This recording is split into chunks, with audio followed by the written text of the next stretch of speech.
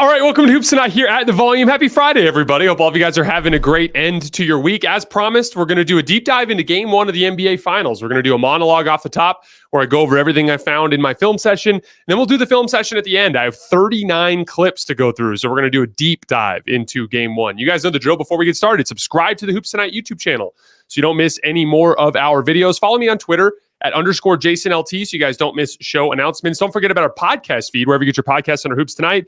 And then keep dropping mailbag questions in those YouTube comments so we can keep hitting them throughout the remainder of this series and then into the offseason. And then last but not least, before we get started, I want to talk to you guys about Game Time, an amazing ticket buying experience. As much as we enjoy watching our favorite NBA players on TV, there's nothing like seeing them live in person in the arena, especially when the stakes are as high as they are right now. Get out and see an NBA Finals game. I had a great experience with Game Time early this season when I went to go see the University of Arizona men's basketball team play at McHale Center. Got a great last-minute deal on a ticket. It was a great seat. Knew exactly what I was getting before I showed up to the arena.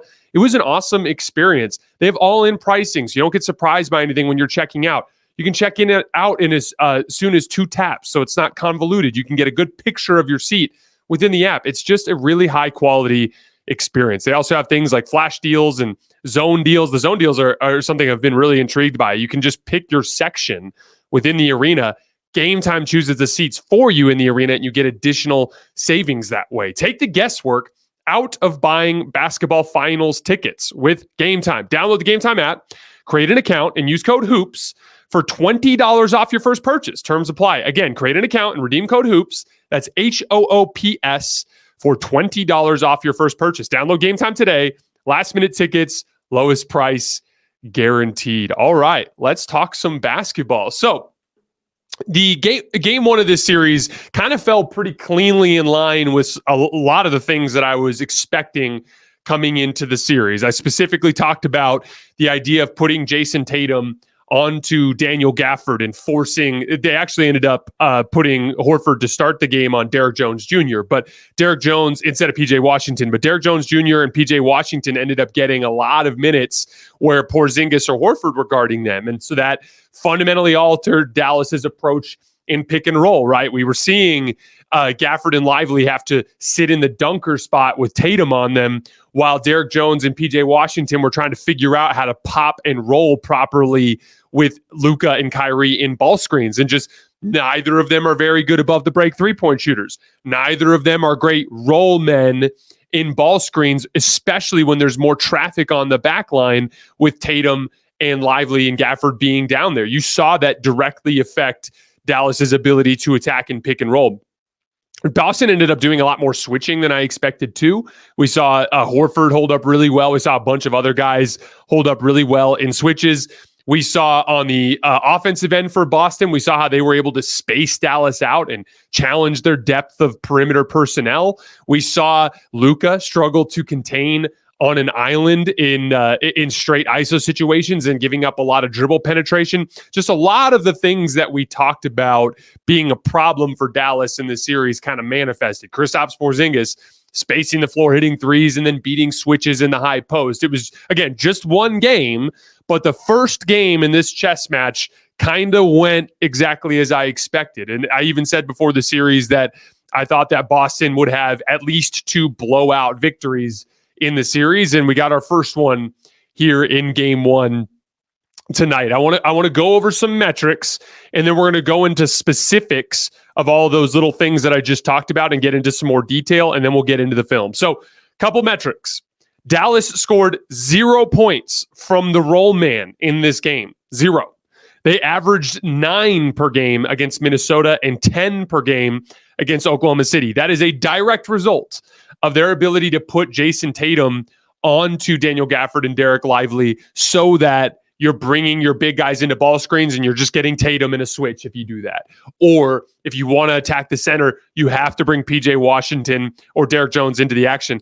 Actually, in retrospect, I'm surprised that we didn't see Minnesota try that more, like put Jaden McDaniels on Gafford or Lively and put Gobert on like a PJ Washington and Derrick Jones Jr. to try to disrupt Dallas's pick and roll attack. In retrospect, that's something they probably should have tried because you saw how much it kind of discombobulated Dallas last night.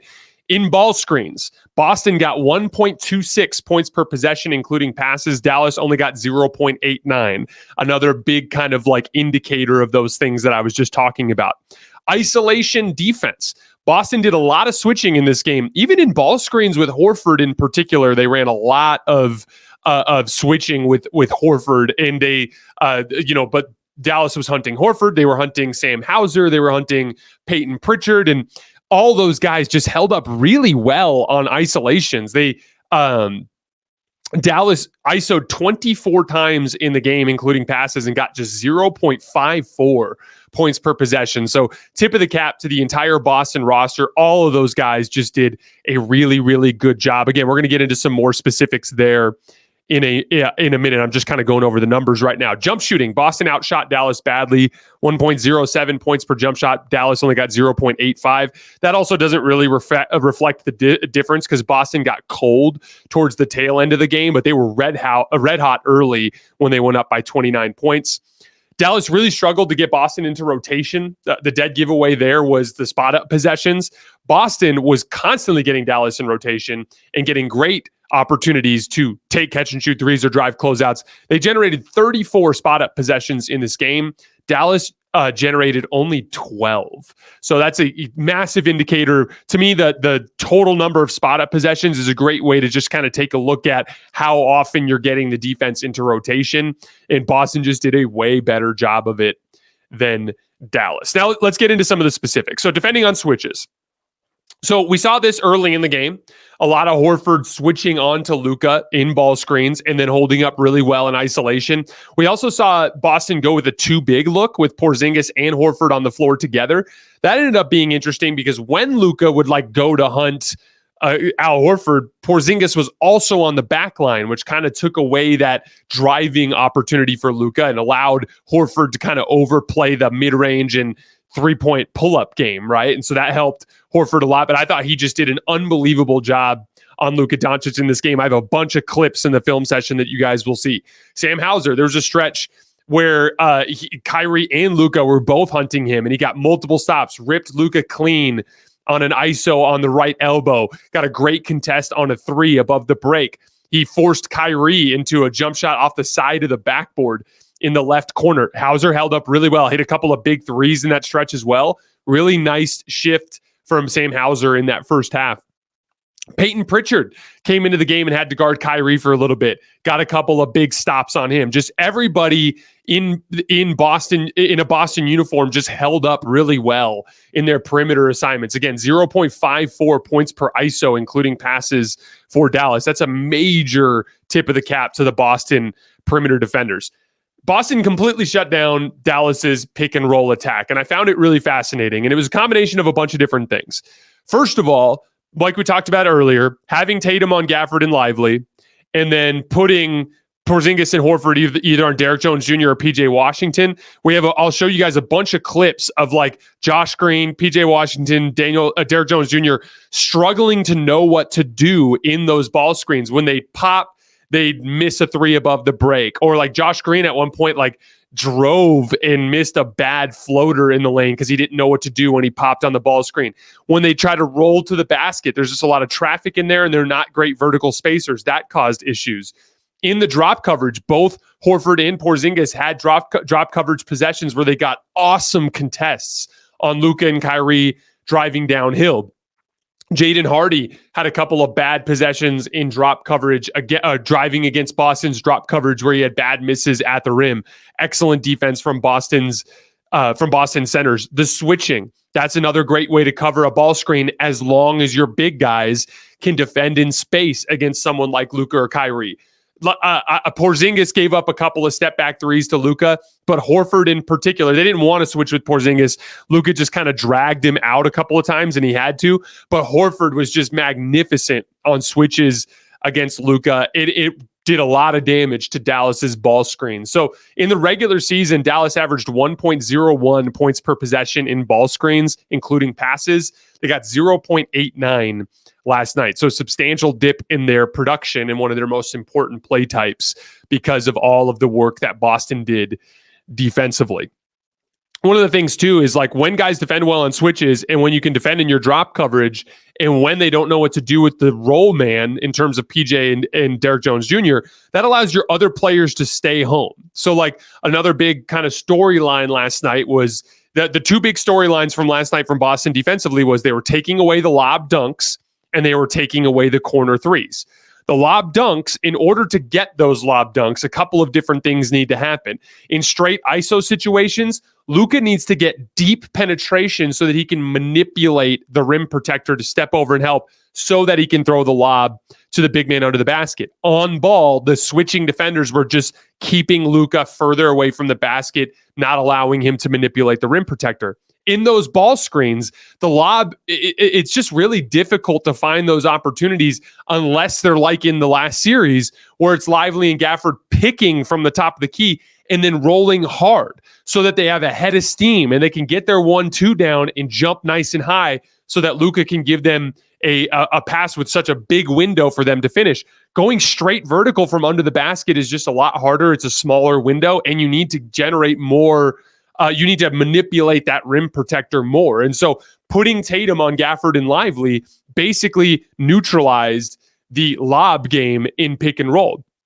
As far as the corner threes go, in order to generate corner threes, you have to force those help defenders in the corner to actually help guard the action. And they just didn't need to because of all the things we just talked about, because of the fact that they weren't a threat to kick back to PJ Washington or Derek Jones Jr. on the pop. Because when those guys would roll hard, they weren't the vertical spacing threats that Gafford and Lively are. Because Tatum was holding up underneath the rim against Gafford and Lively, that allowed them to guard that action basically 3-on-3, right? With Luka and his defender, with the screener and his defender, and with Tatum in the center, all just kind of working in the middle of the floor. That allowed those corner three-point shooters to be accounted for by Boston's off-ball defenders because they did not have to come into the action to help stop it because they were having success guarding it 3-on-3. And so by virtue of doing that, you take away the corner threes, you take away the lob dunks, and then all of a sudden, Dallas's pick and roll attack falls apart. Kristaps Porzingis, as I said last night with Colin, I thought last night was just an excellent showcase of everything that makes him a ceiling raiser for this Boston team. The three-point shooting, he hit threes in pick and pop. I've got examples of all this on film. Hit threes on pick and pop. He hit threes spacing the floor. There was a long one on the right wing where Luka was kind of sinking down to the nail, and it was just a swing pass, and Porzingis hit like a 27-footer, right? Trailing threes in transition. I've got that in the film session where Porzingis is just trailing the play as everyone else is driving, and then he just gets a little pitch back and knocks down a 25-footer on the left wing. He was amazing spacing the floor as a shooter, beating switches. There was a stretch there in the second quarter where like every time down the floor, Porzingis was getting a smaller guard on him in those ball screen switches, just walking him down to the elbow and getting great looks in post-up situations there at the elbow in scoring. And then his rim protection as well. That like obviously highlight plays like him blocking Josh Green in transition when he tried to dunk on him, but he was just really good in his drop coverage at the rim, bothering shots for Dallas. I thought he was incredible. Jaylen Brown, physical ball pressure on Luka up the floor. This is a big part of just like being a pain in the ass and setting the tone and making a player feel uncomfortable. He just picked up Luka full court and made him work on his way up. He had two separate possessions where he ripped Luka clean, either right after half court or before half court, and got run out dunks the other way. Those are not only is that points on the scoreboard, but that adds to just the level of discomfort and the lack of confidence that Luka displayed in this particular game. I thought Jaylen Brown really set the tone with what he did on the defensive end of the floor. Also had a big stretch of rim protection in the second half where he was in help side making plays at the rim. Big block on Derek Jones Jr. on a drop step dunk attempt out of the left dunker spot. He was incredible.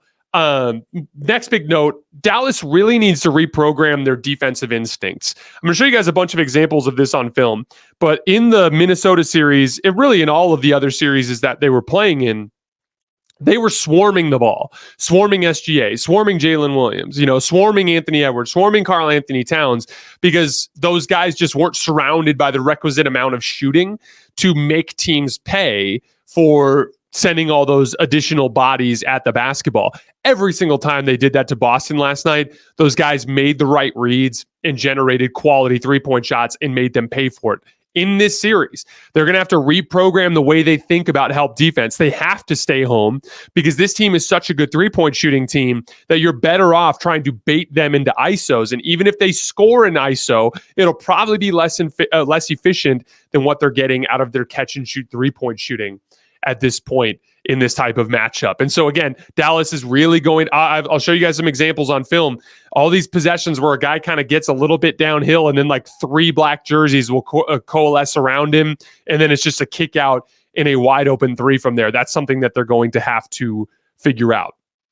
Boston's bad stretch. So they go up 29 and then Dallas cuts it to 8. And, I had all these Boston fans like, it's a game of runs. It's a game of runs. It's like, yeah, but like ideally you don't go from being up 29 to only up by 8. I'm sure that you'd prefer to flatten that out a little bit so that you regain control of the game when they get it down to 17 or 18 points, right? Like, and this is something that has burned Boston over the course of this season. They did blow leads against Golden State, against Cleveland. I mean, they blew a 22-point lead in the fourth quarter against Cleveland and lost a game. And so like, I do think it like, even though Boston won and it was super impressive in this game, it was concerning. And they played really, really bad basketball over that stretch. This is crazy.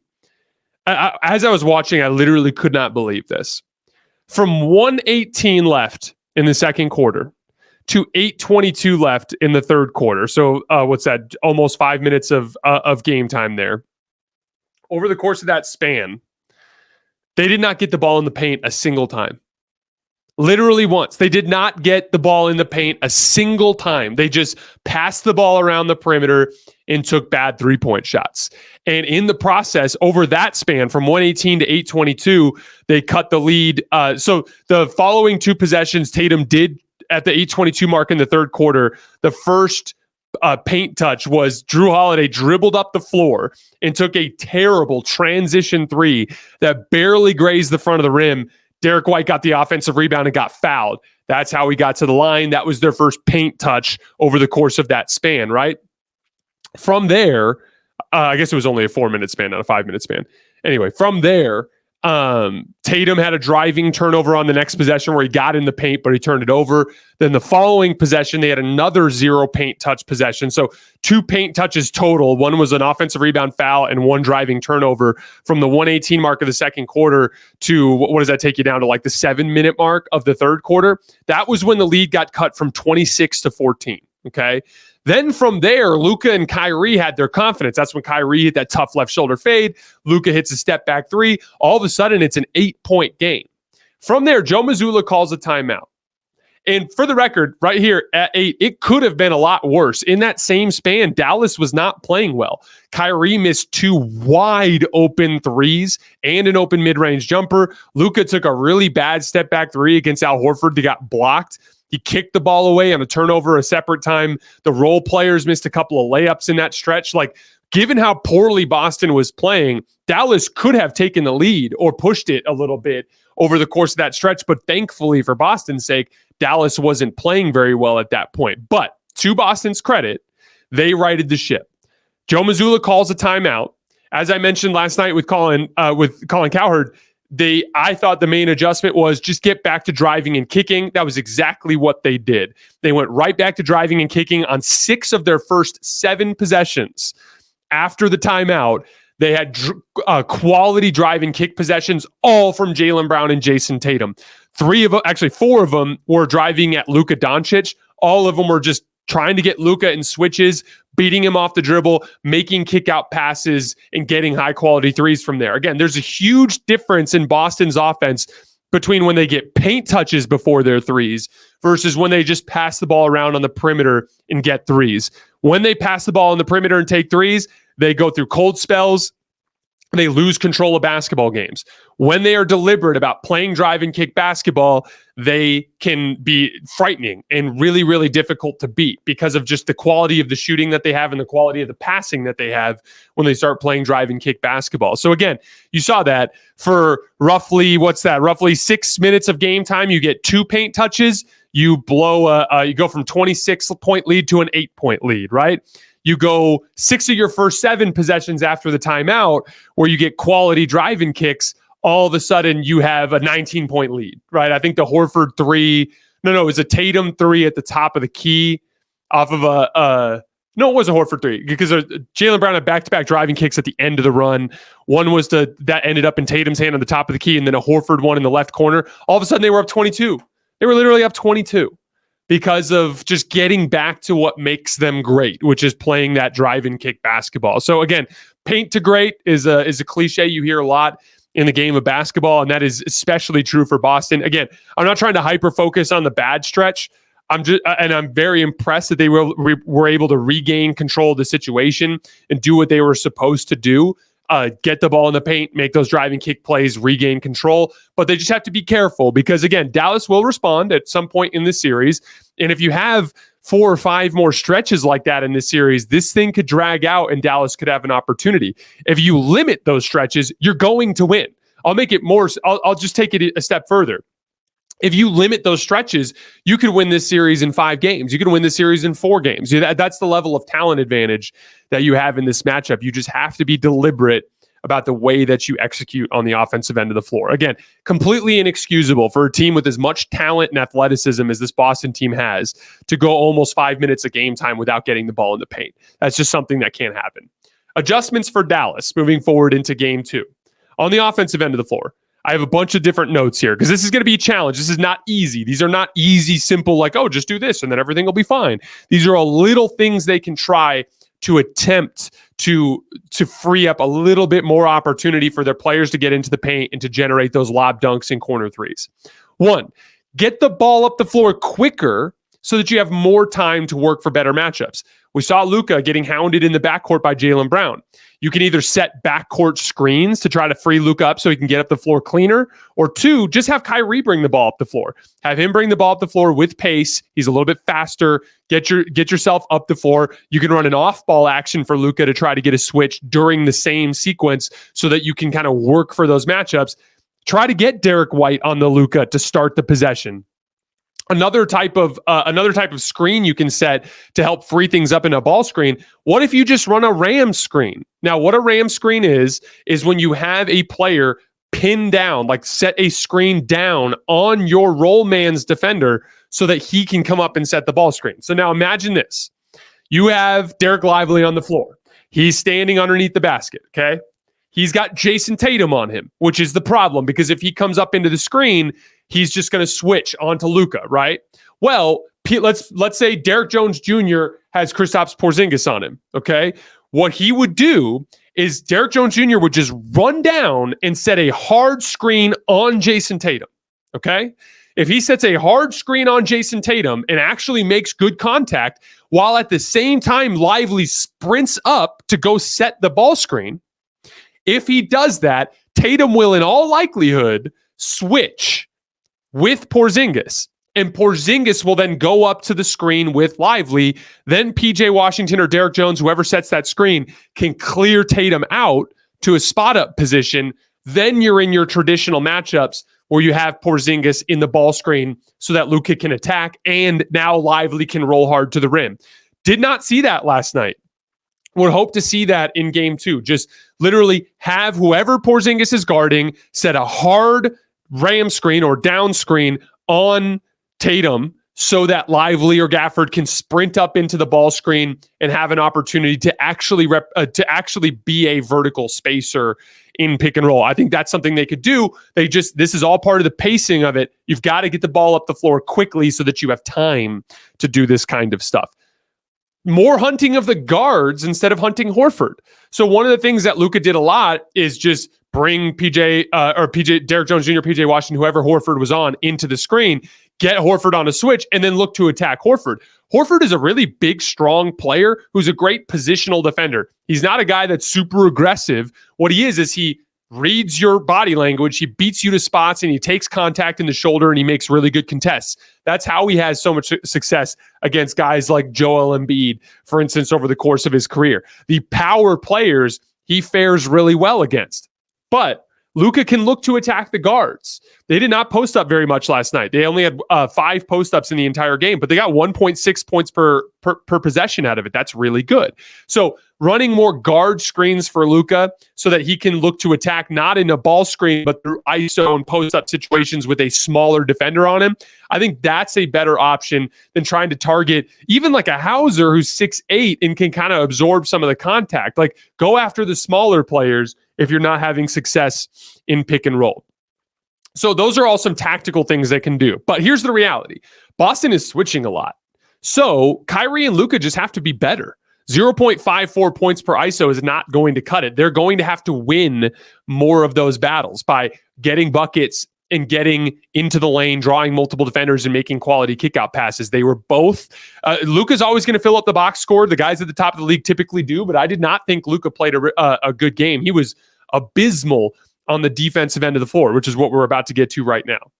On the defensive end, rewire your thinking to stay home off the ball. We talked about that earlier, but you cannot afford to be swarming the basketball against Boston. They are too good at shooting and passing out of it and then knocking down shots to make you pay. So they need to do a better job of staying home off the ball.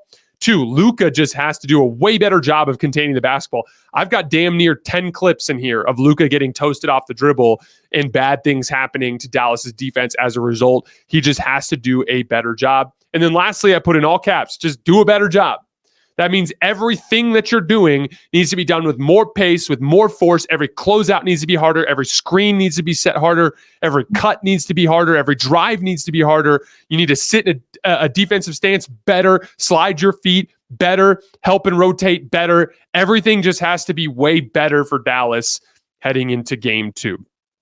All right, on that note, let's get into the film.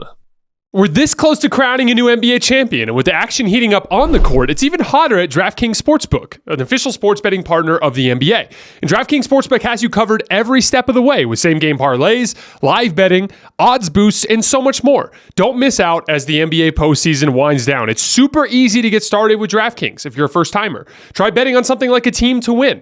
Go to the DraftKings Sportsbook app, select your team, and place your first bet. It's that simple. The odds in the NBA Finals right now, you can get the Celtics to win at -210, or if you're into the underdog Dallas Mavericks, they're at +175. And if you're new to DraftKings, you got to check this out. New customers bet $5 to get $150 in bonus bets instantly.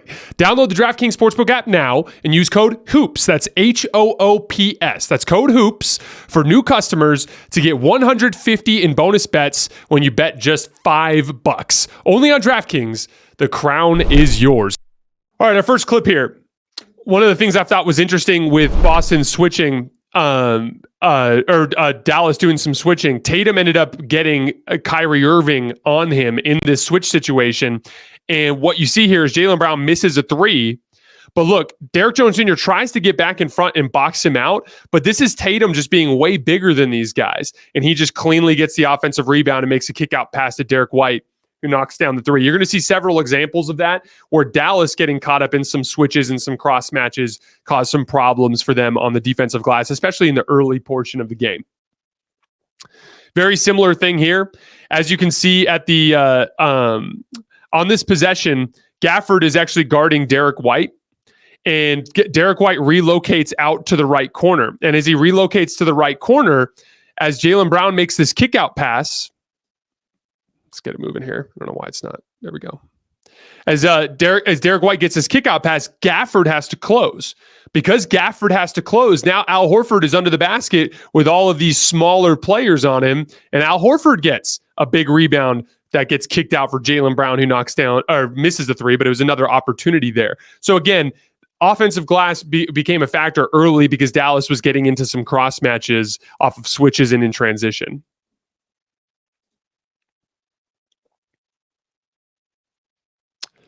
Here's one of the possessions where Horford switched on to Luka.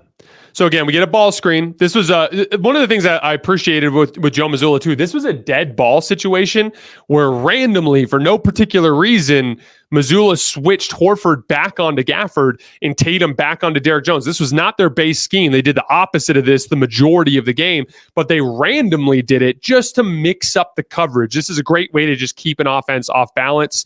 Horford switches onto Tatum.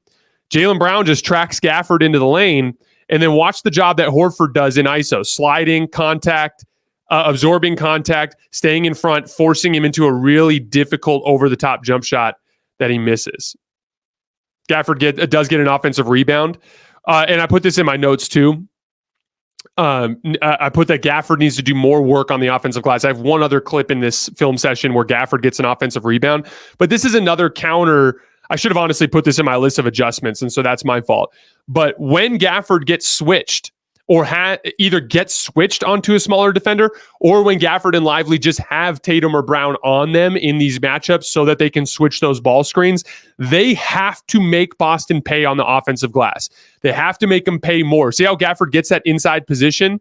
They have to do a lot more of that in game 2. You need to bully them, make them pay for putting smaller players on your center. If they can't do it in the post, they have to do it on the offensive glass.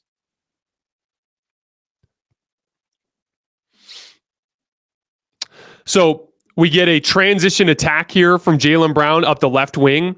In the process, Gafford gets pulled in and help. Gafford's helping. Al Horford relocates here to the right corner and gets a wide open 3 out of it. So again, a lot of the instincts from Gafford and Lively to help underneath the basket are going to actually be detrimental to Dallas's ability to defend in this matchup. Here's the first backcourt steal, or I shouldn't say backcourt, this one was past half court, but the first steal that Jaylen Brown got against Luka. Watch the job he does fighting over the top of the screen with physicality. Watch this. Splits the gap, forces a turnover. Gets a big dunk on the other end as a result. A lot of physical ball pressure from Jaylen Brown in this game. So here's our first example of the problem with attacking Horford and Porzingis in ball screens when Horford is on him. When they're guarding Derek Jones instead of Gafford. So as you can see, Tatum's on Gafford. So Gafford's not going to set the screen because if he does, it's just going to end in a switch and then Tatum will be on the ball. So instead, they end up running off of Derek Jones's side. Now watch this. Horford's dropping. Drew Holiday's chasing. Look at Tatum, though. Tatum is on Gafford. Nothing's open here. So Horford's in his drop. Drew Holiday's chasing over the top. So Kyrie has no opening, right? Tatum is taking away the lob pass to Gafford. Jaylen Brown is staying home in this corner. Derek White is in position to easily get to this corner, so there's no corner 3 kick out. The only quality read here is Derek Jones Jr., who's going to have to take an above the break 3, which is a lower percentage shot for him, and certainly a lower percentage shot than anything they get when they can get Gafford or Lively actually into the ball screen.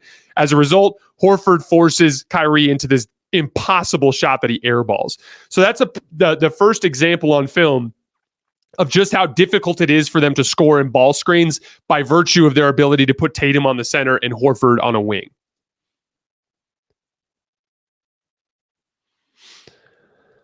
Okay, now we're going to get a transition attack off of the air ball by Drew Holiday. Notice the defense kind of coalesce around him. Okay, draws help from Derek Jones, kick to Jaylen Brown. Jaylen Brown drives, gets into the lane, easy drop off to Drew Holiday underneath the basket. So again, just like it's just so easy for Boston to just beat one guy off the dribble, make an easy kick out pass, beat another guy off the dribble, easy drop off pass, you got a layup. That's going to be the story of the series. How well can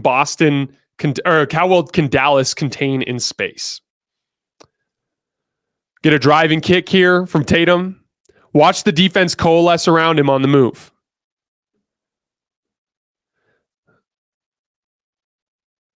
Crossover, gets into the lane. Watch the defense coalesce around him. Kyrie steps up. PJ Washington, because Kyrie steps up off of Drew Holiday, PJ Washington digs down cracks down onto Drew Holiday. Nice kickback pass from Jayson Tatum for a great shooter for a standstill corner 3. Can't pack the paint against this team. You just can't do it the way you did in the other rounds. Here's another example of the pick and roll problem that we talked about earlier. So here we go. We have Lively's being guarded by Tatum. So Lively's not going to be brought into the ball screen. Kyrie wants to go at Porzingis. So Derek Jones sets the pick. Boston ices it, meaning they refuse the use of the screen. Kyrie ends up driving into the ice. Derrick Jones pops to above the break. Notice Jaylen Brown doesn't even rotate to him because that's what they want. This entire scheme is designed to force Dallas to tilt their offense towards above the break three-point shots for bad shooters. Or I shouldn't say bad shooters, but mediocre and inconsistent streaky shooters. Here's another example of Dallas swarming in transition. Watch how many bodies go around Jrue Holiday on this transition attack. Boom. 3 bodies around him. What happens? Kick to Derek White, open 3, bucket. Just can't do that. You just can't do that in this matchup. You have to reprogram your entire approach to defense to staying home, and then the on-ball guy has to just do a better job of containing. Okay, so Derrick Jones just missed a pick and pop 3, right? So now, in this case, notice they get a little brush screen from Lively to get Tatum onto Luka to start, right? Then Derrick Jones sets the pick as Luka gets downhill. Now, Derrick Jones just missed an above the break 3, so this time he's going to roll. But he's not a vertical spacer, and look at this. In the last matchup, when they would do this would be Lively setting the pick, right? And then Derrick Jones would be spotting up here on the wing. So when Lively would roll, these 2 bodies would not be there. This would be empty space. Or Jrue Holiday would have to come further down. And if Jrue Holiday's down here, that's where Luka can throw this skip pass to Kyrie here in the corner. But he can't do that. Because Lively's sitting in the dunker spot, this area is occupied. Now Derrick Jones is rolling, and the open space is up here. This is now all wasted space, right? So now Derrick Jones is rolling into the lane. He's not a vertical spacing threat. If that's Gafford, Luka might just be able to throw it up, but it's not. It's Derrick Jones. He ends up kind of settling into the spot under the basket, and when he catches here, he's trying to go up straight vertical against a player that's got damn near a foot of height on him, and he smokes the layup. So I'm hoping these clips are doing a good job of demonstrating to you guys how Boston's kind of adjustment, or I shouldn't say adjustment, but game plan of putting Tatum on the center just kind of janks up everything for Dallas's pick and roll attack.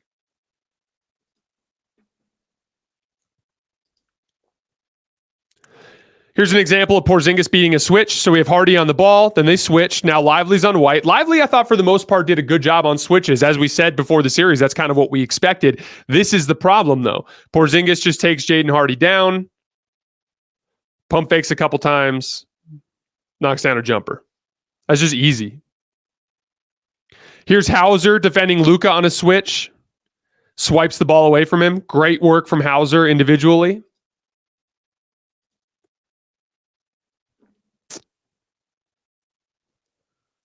Ends in a turnover for Boston, though. Let's go back. Here's another example. Now, Porzingis is on Josh Green. Tatum's on Lively. Watch what happens. Ball screen. Josh Green pops. Luka gets into the lane. Josh Green's open. Doesn't want to take it. Shoots this ugly floater off the front of the rim. See how Dallas literally does not know what to do to counter this issue at this point.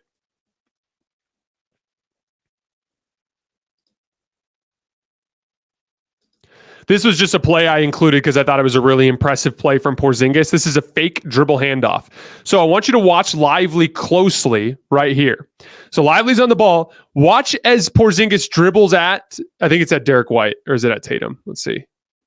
It's at Tatum. So watch as Porzingis dribbles at, no, Tatum cuts actually, and then it is at Derek White. So watch as Porzingis dribbles at Derek White. Watch what happens to Lively. Watch Lively's attention as Porzingis is faking the dribble handoff right there. See, boom, right there for a split second. He favors the dribble handoff side, preparing for a switch. As a result, Porzingis is able to turn the corner and he gets into the lane and throws it down. Really impressive play from Porzingis. That's another great way to beat switching, by the way. There's actually another example of that later on in the game that Jrue Holiday does. Here's that stop that Hauser got in the corner. Again, 11 on the shot clock, straight ISO against one of the lesser perimeter defenders for Boston, and he just does a really good job and gets a great contest and forces him into a bad miss off the backboard. In transition, this is a classic trailing three. So Gafford's attention, he's on Porzingis, right? Gafford's attention is on Pritchard and getting back into the lane. Look where he runs to. He runs to the free throw line, and then he goes, oh, shit, I forgot. I'm guarding Porzingis, who then settles into this trailing transition three. Most basketball coaches love a big that can shoot in transition because it's just one of the biggest loopholes in a transition defense is you prioritize the rim, you prioritize the ball. And so as a result, a big trailing the play is almost always open. This was a nice block by Porzingis in a ball screen against Kyrie. And so this is another example of a random situation where they mix the coverage. This time Tatum's on Kleba and Porzingis is on the vertical spacing threat. When these opportunities are there, you have to capitalize on them. The lob is open. Right there. Boom. Lob is open. That's got to be a lob. That you got to throw that right up here so Gafford can dunk it. Instead, Kyrie takes this shot and gets blocked by Porzingis. Kyrie's shot selection was really bad in the first half. Second half, I thought he was just missing. First half, though, Kyrie was making a lot of bad decisions.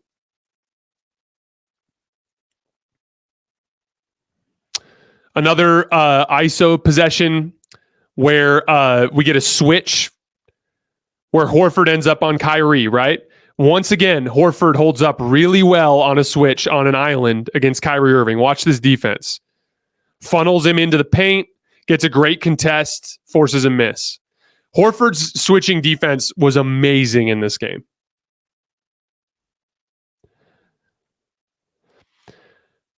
So at this portion in the game, this is when Jaylen Brown starts looking to attack Luka Doncic in two-man game with Hauser.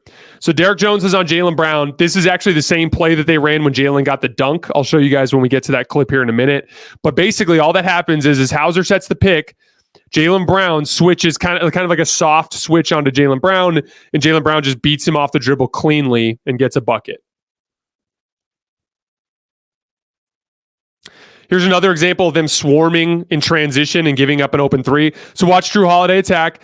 All these bodies kind of coalesce around him. Easy kick out pass to Hauser, who hits the no-dip jumper in the corner. Here's that exact same action that they just ran for Jaylen Brown. This time they get the dunk. So again, Hauser sets the pick. Jaylen Brown attacks downhill, crosses over on Luka, gets the dunk. You're going to see a lot of examples of this over the course of the rest of this game. Luka was just so bad on the ball. He was just so bad. And he just simply has to do a better job.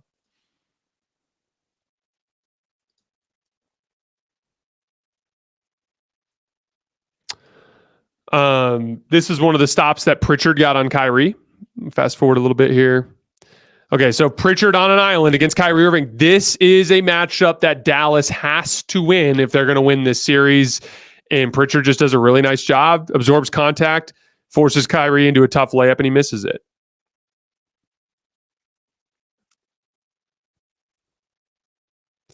Here's another example of the pick and pop situation. So this was the too big look that I talked about.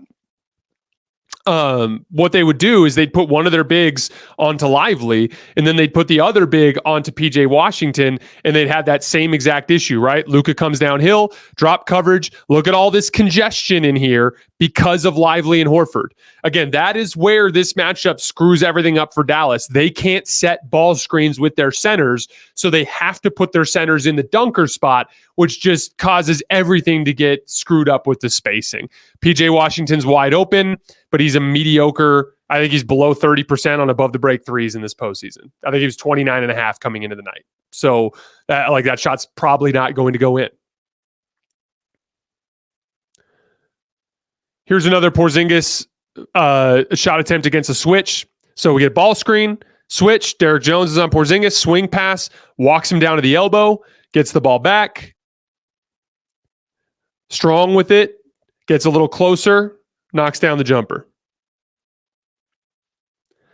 Here's Horford defending Luka on the switch again. Screen, switch. When Lively rolls, Jaylen Brown stays with him. Look at this job. Absorbs contact, beats him to a spot, gets a great contest on that pull-up three, forces him into a miss.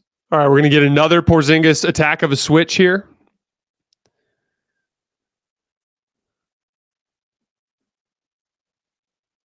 All right, so we have Lively on Porzingis, Derek White with the ball. Porzingis sets a screen. Josh Green switches. Porzingis walks him down to the elbow. Post entry. Pump fake, gets a little closer, knocks down the jumper. Just did a brilliant job of beating that coverage last night.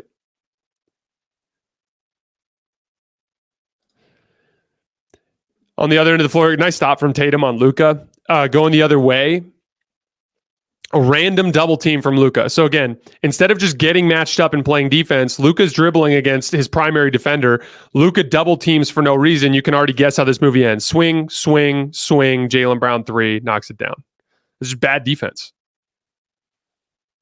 Another backcourt rip of Luka. Just guesses, beats him to his spot, swipes him, goes up and dunks it.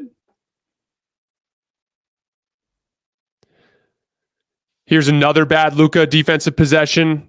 He's guarding Jrue Holiday. Jrue just kind of dribbles at Tatum and then just cuts downhill on Luka, beats him, drop off pass for Derek White. Luka just has to do a better job containing the basketball.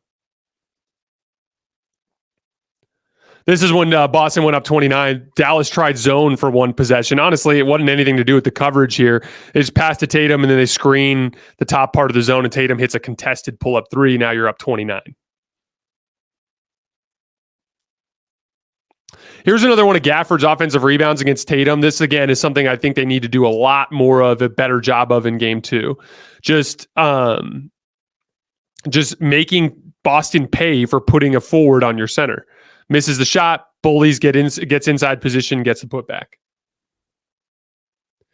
I talked about the ugly stretch of offense from Boston. This was just one random example. So again, they went 4 minutes without getting the ball in the paint a single time, and over about a 6 minute span, they got the ball in the paint twice total. But it's a lot of stuff like this: 18 seconds on the shot clock, just random contested jab step 3. A lot of just kind of bad process from Boston in that stretch. Timeout gets called right after Luka hits the step back 3. Here's your run. Here's the run that Boston fans told me is totally normal. 29-9.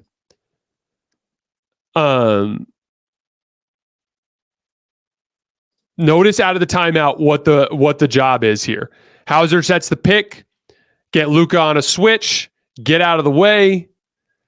Tatum drives on Luka, beats him cleanly, engages the rim protector. And again, when you engage the rim protector, you give Porzingis an opportunity. Luka honestly fouls him by just bumping into his back there, just doesn't get called. So it ends in a stop, but that's really good process, although Lively ends up getting called for a travel.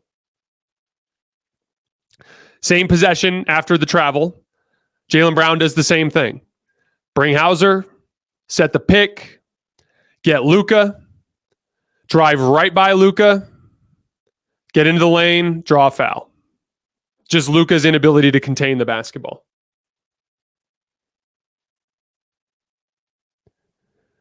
This time, Jayson Tatum does it in a ball screen. So he brings Kleba into the action, or Lively into the action.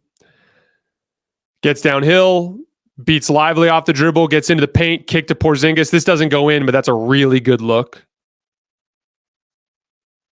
And then in the process, again, all these things are connected. So Lively's on Tatum, right?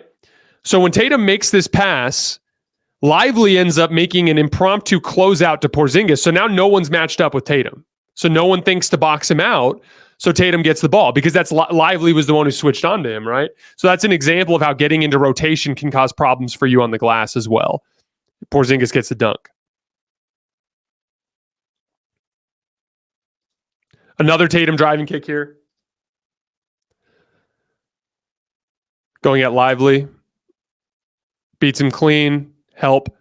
A little overhelp too. Like, you don't need to be sending 3 bodies at Tatum on the drive here. You're just going to give yourself a lot of issues.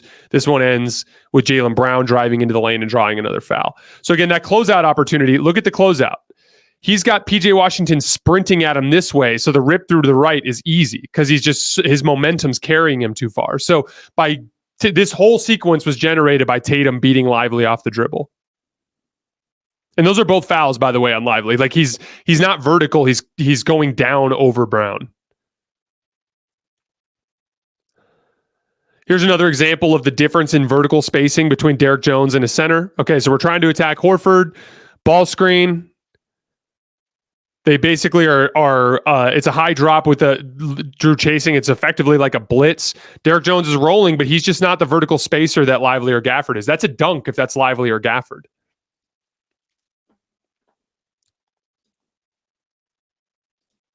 Two more. Another Jaylen Brown hunting Luka play. Have Tatum set the pick. Get Luka. Beat him off the dribble. Swing, wide open three. And then lastly, Jaylen Brown again. Drives past Kleba, draws multiple defenders, gets Horford. But this is what, quality stuff from Boston. Again, 6 out of the first 7 possessions out of the timeout, you got quality drive and kick possessions, right? That's all good. On the Dallas front, though, that can't be a help from Gafford. That just can't. You got to force Jaylen Brown to make a contested layup over Kleba before you just hard help and leave a shooter wide open like this.